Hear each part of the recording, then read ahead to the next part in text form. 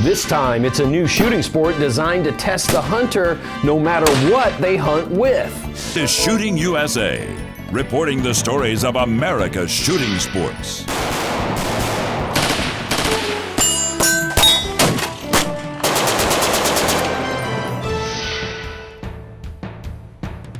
All of the practical shooting sports have one thing in common: the timer. It's well established in the handgun sports like IDPA or IPSC/USPSA. It adds stress and it shows the speed equation of the test. But that hasn't ever really been effectively applied to hunting simulation. Until now. It's called the Ultimate Hunter Shooting Sports.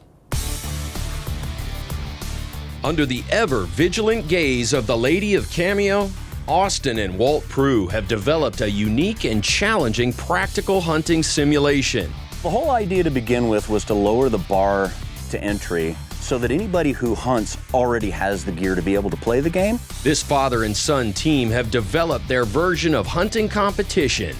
It's called Ultimate Hunter. My dad and I have always been avid hunters. I mean, since I was old enough to stand on the passenger seat and look over the dash, I've been going along hunting with him. And then we became avid pistol shooters, and we wanted to find a way to blend those two.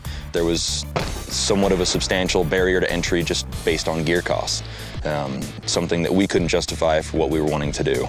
So we set out to develop a sport and a rule set where basically you can take Grandpa's 30-06 out of the closet with just a 2-7 duplex in it, or scope on it, and go be competitive. If you're a good shooter, that's all you need. For targets, that same use what you've got approach makes hosting an Ultimate Hunter event attainable for the average shooting club. There are always 3 targets per stage: a close target, an intermediate, and a far target. And they're 12-inch by 12-inch plates hung as diamonds. That's a pretty generous target size.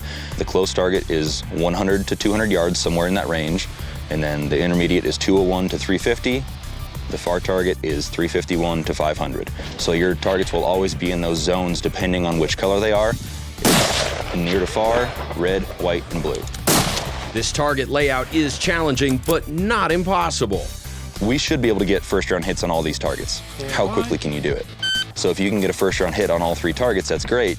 The guy that just did it 1/100th of a second faster than you, he wins. A key element of this competition format is the stressor of the hunt. In the field, game is a target of opportunity, so these courses of fire are shot blind. No stage review, no gathering dope. Competitors get a make ready, then the beep puts you on the clock. That means finding the 3 target markers, ranging the targets, building shooting positions, and this must be a quick and efficient proposal. Somebody please tell me there was a way better position than that. And I completely missed it. That time pressure in this all-natural terrain can force building a shooting position that isn't ideal. Because the time is not just par time, the time is actually an element of your score. It forces this tunnel vision, because you're like, I gotta go. That'll work, I'm gonna use that, and right there is a better spot. Time is the first stressor, but there's also the accuracy component. Make-up shots cost you points. The red target is initially worth 20 points. Every miss, you lose half your points.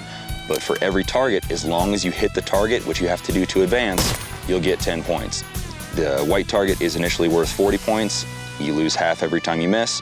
And the far target, the blue target, is worth 80 initially. The diminishing points due to a miss, once again, simulate the dynamics of the hunt. It causes a person to have the stress of, for example, spotting an animal and getting tunnel vision about how to make an ethical engagement on it. Time is part of the score. The faster you can get the points, the better your score. It's points per second, right? Also, the element of your target losing value each time you miss. You've got to balance the speed accuracy equation, and if you don't do a good job of that, your score falls apart. It's the same story with all of the other practical shooting sports. You simply can't outrun a miss. And like the other sports, there are divisions for just about any rifle. In our centerfire, our UHRC rule set, there are 2 main divisions broken up by caliber. Anything 6mm/243 and under is varmint. Anything larger than that is big game. And we wanted to do that just because there's a major difference in velocity, trajectory, recoil, capacity. A lot of people are shooting, top feed rifles. They don't have a box magazine. So those big Magnum calibers, after 3 rounds, you're having to reload. And then we break it down further by the type of optic that you're using. So we have modern, classic, and irons. And we do have people shooting irons once in a while, which I love to see out there. Nathan Adams is one to take on a challenge, shooting his A2 style sporting rifle with iron sights. It's what he hunts with, and that embraces the spirit of this sport. So if I hit 1 blue today, I'll be happy. It wouldn't take long for Nathan to see his goal through on the very next stage. Rock and roll. That was impressive, dude. This sport really is for everyone. Fallon Canez regularly hunts this area of Colorado, and it shows in her approach to this stage. Fallon finds a modified prone position in the forward shooting area and takes full points on red. Having a big shooting area like this makes it challenging to find where a good spot is, but I think I really like being prone out right here, so yeah. Fallon's husband Ian is also right at home hunting this terrain. Ian is in the big game modern division, which affords him the elevation adjustment. That and his seated position on scrub gets him a first round hit on the white target. Impact! How'd that go? Pretty good. A little rough on the far ones, but a good time. Stand by. World champion pistol shooter Jaleese Williams knows how to combine speed and accuracy. Having grown up hunting in Utah, she's seen this terrain type before. But building a good rested position over this particular rock is still a challenging proposition. Bringing her pack in as a rest makes the difference for the first 2 targets. Try to get in a position where I could see everything. Seeing the red one, hit that pretty easily. Didn't get a great position on my second target on my white. Made it work. And then I went for the almost 500-yard shot, and I just couldn't get in a good position. I didn't feel like breaking that shot. There's one unique aspect to this rifle sport. Though you can shoot off of your pack, standalone shooting bags and tripods are not allowed. There are a number of reasons that we did that. We don't personally see a lot of that in the field. That's not to say that people don't or can't hunt with tripods and bags. We just don't see a lot of it unless somebody's using it for a spotting scope or something of that nature. We wanted to avoid any type of gear race developing because of those things. The bright side of this restriction, competitors don't have to carry the extra gear because there is a physical aspect to this sport. Just like in real hunting, you hike. And just like in real hunting, there's more than one way to fill the freezer. We'll look at the other versions of Ultimate Hunter competition next. The Ultimate Hunter Rifle Challenge is a unique take on hunting competition. And the big separator between this and other rifle sports geared to the hunter is the timer. This format rewards faster, more accurate shooting. But another unique aspect of this format is that it applies to other hunting disciplines. Impact. Just like in real-world hunting, the centerfire rifle is not the only tool for the job. The way I would name it is the Ultimate Hunter Shooting Sports, because we expanded beyond just the Ultimate Hunter rifle competition to include archery, handgun, muzzle loader, and we got rimfire in there, so it's the umbrella name is the Ultimate Hunter Shooting Sports. So anything essentially that you would hunt, any type of game with. Basically the same format for each individual discipline that you go to. So let's say you start off doing the rimfire stuff, and then you decide, I want to dabble in the archery a little bit. It's going to look almost identical when you... The format and rules have minor changes from one discipline to another. One that is almost a carbon copy is the rimfire version of this sport. The red, white, and blue target designation is still in play. The only change for rimfire shooters, each target must be hit twice. Targets still lose value for makeup shots, but for rimfire, the distances are inside 50 yards for red, 75 yards for white, and inside 100 yards for blue. Even with a miss on the blue target, it's still a good stage for Monty Waldron. First miss of the match. I was at the farther target out there, was around 100 yards. Had a little bit of a wind gust came up and burned a couple rounds on that and made the adjustment and then got it back on target. All in all, a fun match. Out here shooting with my daughter, good day. Monty's daughter Savannah is running Dad's gear and making light work of it. The rock outcropping makes for a challenging stage. Even so, she finds a solid position for each target. Savannah puts together 5 of 6 first-round hits before time runs out. Impact. I was trying to build a good position so I can make every shot stable and count, and it really worked. Right on. Good Love job. being out here. I think you guys are in the market for another rimfire precision rifle, maybe. For sure, yeah. Yeah. Definitely. The other centerfire version of this sport is for the handgun. Any straight-cased handgun 9mm or better can compete here, but no rifle calibers. So the reason for that is we wanted to keep these distances for the handgun competition close. It's 25 to 50, 50 to 75, and then 75 to 100. Because for most people's capabilities, especially if they're shooting from improvised positions, they don't have a tripod, they don't have bags, that's kind of pushing it for a lot of people, especially if they're shooting iron sights.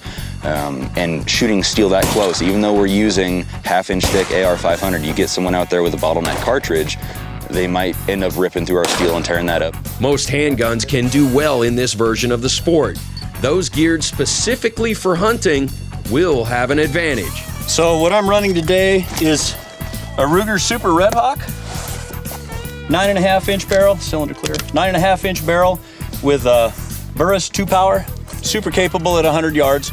Quick acquisitions and a good rest make all the difference, even for a revolver that's 40 years old. I got it to build up big hog hunting loads. You know, I got these 300 grain Hornady XTPs that are at 1,300 feet per second. Never went hog hunting with it.